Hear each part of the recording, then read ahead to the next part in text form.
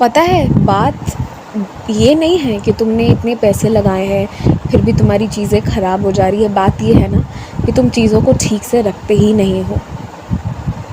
देखो, तुमने जो महंगी मोबाइल ख़रीदी है, तुम चाहो तो उसे आराम से 10 साल चला सकते हो और इसमें कोई हैरानी या ताज्जुब की बात नहीं है। जब नया नया मोबाइल आता है तभी से अगर तुम उसे ढंग से रखोगे, ढंग से उसका उपयोग करोगे, तो वो क्यों तुम्हारा साथ नहीं देगा।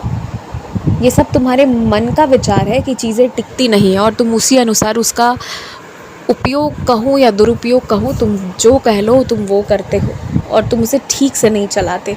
चीज़ों को ख़राब से चलाने का ही परिणाम है कि फिर बाद में वो चीज़ें टिकती नहीं। और सिर्फ मोबाइल ही नहीं, कई सारी मशीनें हैं, कई सारी चीज़ें हैं तुम्हारे घर की जो सालों साल चल सकती हैं, पर ये तुम्हारी सोच की बात है। तुम्हारे ही मन में एक संकल्प रहता है कि मुझे इसे 3 से 4 साल में बदलना है और फिर तुम ही चीज़ों को ठीक से नहीं रखते।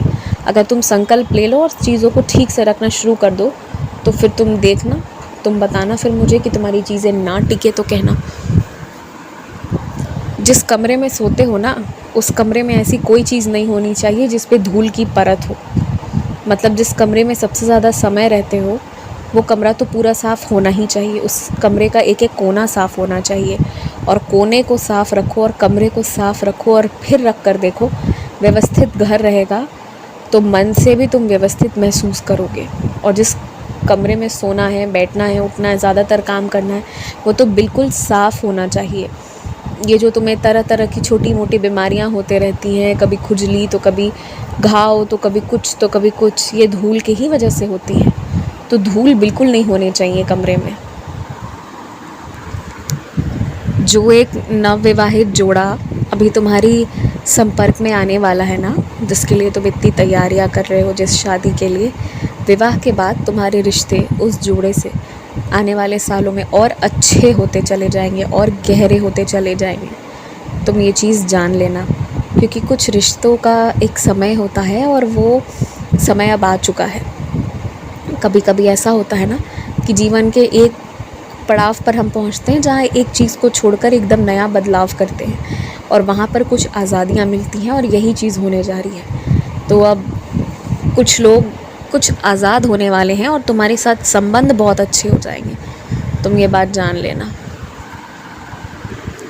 चाहे तुम्हारे जो भी सेवक हों कितने भी पुराने क्यों ना हो गए हों, लेकिन इतना कभी नहीं होना चाहिए कि तुम आँखों पर पट्टी बांध लो। चाहे कितनी पुरानी बात भी क्यों ना हो जाए, एक दहलीज़ है जो ना तुम पार कर सकते हो ना तुम्हें उन्हें पार करने देना है। जो बहुत गोपनीय बातें हैं, तुम्हारी ज़रूरी फ़ाइल, ज़रूरी कागज़ और तुम्हारे पैसे और गहने, इसकी जानकारी तो एकदम कुछ बहुत निकटतम लोगों के ही पास होनी चाहिए। यहाँ तक कि नज़दीकी रिश्तेदारों को भी सबकी पूरी जानकारी नहीं होनी चाहिए, क्योंकि कुछ चीज़ें केवल तुम्हारे और एकदम समझ रहे हो माता पिता भाई बहन, बस इससे ज़्यादा नहीं, और किसी को जानने की आवश्यकता नहीं है और ना ही तुम किसी और की ऐसी जानकारी को समझ पाते होगे। तो इस चीज़ का तुमने पूरा ध्यान देना है। तुम जिस कन्या के लिए तोहफ़ा लेने का सोच ही रहे हो ना, तो तुम उसे भेंट में कोई अगर चांदी का सामान दे सकते हो तो तुम उसे वो दे दो, लेकिन उसे ना एक कन्या के रूप में नहीं, ये समझना कि तुम माँ भवानी को कुछ भेंट दे रहे हो, इस नीयत से तुम देना। भले वो इंसान है लेकिन उसके भीतर बसे उस भवानी को, उस माँ शारदा को तुम वो अर्पित करना। तुम एक बहुत अच्छी भावना के साथ देना जो भी दोगे।